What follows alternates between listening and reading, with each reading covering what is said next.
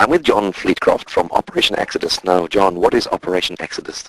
Operation Exodus was brought to life in 1991 by Gustav Scheller. He was a Swiss businessman who had a vision of bringing the Jews from the former Soviet Union back to Israel. And this organization has been doing just that since 1991. Are there many Jews returning back to Israel? Yes, there are lots of Jews returning back to Israel. I don't actually have the current figures this year, but it's increasing. And we've been involved with about 127,000. And from which countries are the Jews returning home from? North, south, east and the west. In fact, now it's a global return. It always has been a global return, but it's certainly becoming much more global now. It used to be people who are really suffering quite badly with poverty, people like the Jews in the Soviet Union. But now it's a global thing.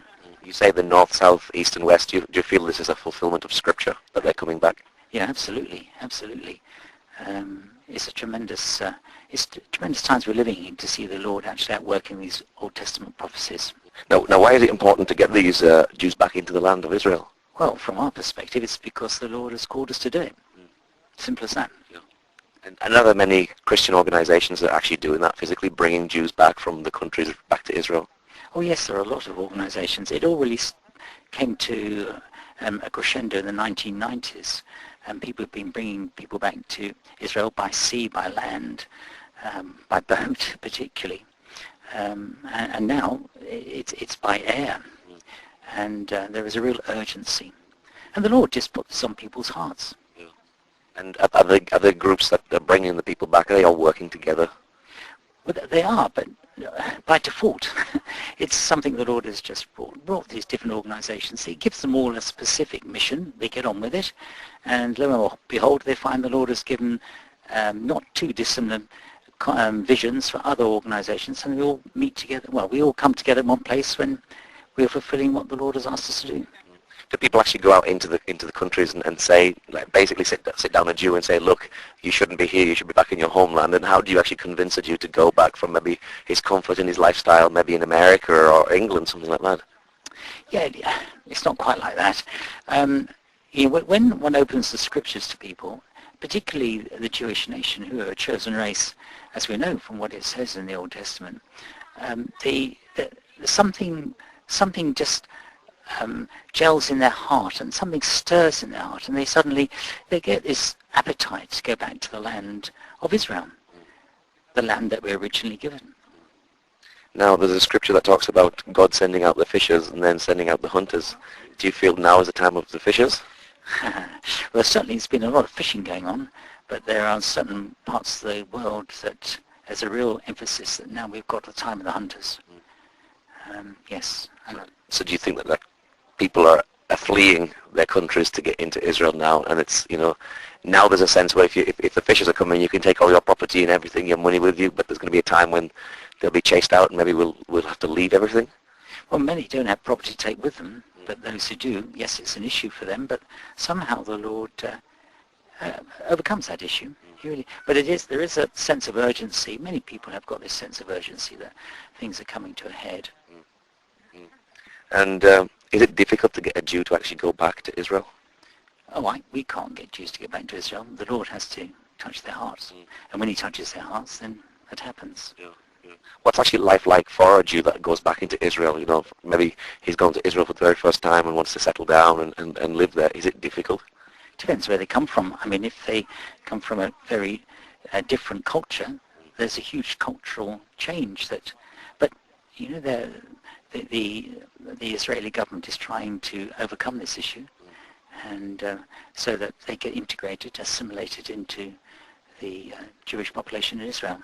Now, does the Jewish government actually encourage immigration into Israel? Whether it's the government or whether it's some agencies, I don't know, but there's quite a lot of encouragement coming in that direction. Now, of course, living in Israel, it isn't always the safest of places when you have terrorist attacks and bombings and bombs on buses and cafes. How easy is it to actually encourage a Jew to go back when there's terrorism in the land? It's very interesting, this question. They don't seem to get too fussed about it because they believe it's their land, and there's something that happens in their heart that overrides all these other issues. Do you feel that for a Jew you have to be called to go back? Well, I'm not a Jew, but the Jews, they have to be called back. Yes, they are. They are called back. Yeah. Yes, they are. And some may not want to heed that call. Fine, that's their choice. I suppose in some ways it must be very difficult to go back because there's even a language barrier. So many of them would have to learn Hebrew for the very first time. But when they do return, they actually are looked after by the Israeli authorities, and they do learn Hebrew, and they are instructed in the culture of the nation. Yeah. Now, which countries have actually responded really well to coming back to the land? Well, originally, it's from our perspective, it was the former Soviet Union, but now it's global. It's actually global. It really is global. Everywhere from South America to Australia, Europe. Now, I know that when the former Soviet Union collapsed, do you think that was the main emphasis that helped a lot of the Jews to get out of Russia? Well, it certainly gave them the possibility to get out. Yes, it certainly did. Are there many, many issues and problems with the Russian congregations because of, it's been communism in a sense they've been given everything that they've ever needed, and now there's a sense of they haven't anybody to depend on anymore. Do they struggle? Well, they have. First of all, they have to learn a new culture, because it's a new culture and a new language, and some assimilate. The young apparently assimilate very well.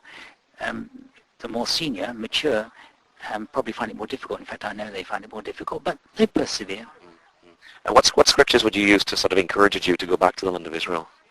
Well, there are plenty of scriptures in Jeremiah, Ezekiel, and Isaiah, but Ezekiel 36 and 37 and Isaiah 49 are very, very specific scriptures in this respect. So do you have a website for anybody who'd like to know more about the organization? Yes, there is. I should give it to you right now. It is it's operation-exodus.org. Operation-exodus.org. And when they go there, can they receive prayer letters, and what sort of things are on the website?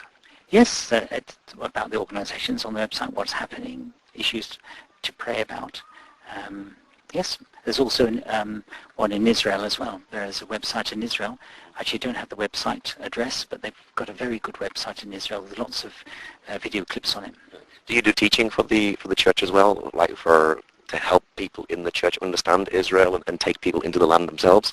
Oh yes, most definitely. I mean, the big problem with the church is it hasn't recognized what Israel really is, and replacement theology has been right at the head of things theologically for some time. But slowly this is, slowly people are beginning to realize that that's not quite the way the Lord saw things. What is replacement theology for those people who have never really heard of that thing before? Replacement theology is where the church replaces Israel. Like Jerusalem, the Lord's got his name on Jerusalem. The Lord, had his chosen people, and they came from Abraham, Isaac, and Jacob through a miracle. The miracle was the birth of Isaac from an elderly lady and an elderly gentleman. Now you're here living in England. Why do you get involved in Israel and the issues of Israel? Because the Lord's put it on our hearts. Simple as that. Just very simple. How many times have you been to Israel? We've only actually physically been once, but we're going again this year. And what is your heart for the nation? One new man is the answer to that question. One new man, where Jew, where Arab, believer come together as one new man. And what's your prayer finally for Jews and for Arabs? That they find Yeshua as their Messiah. Okay, John, well, thank you very much. Bless you.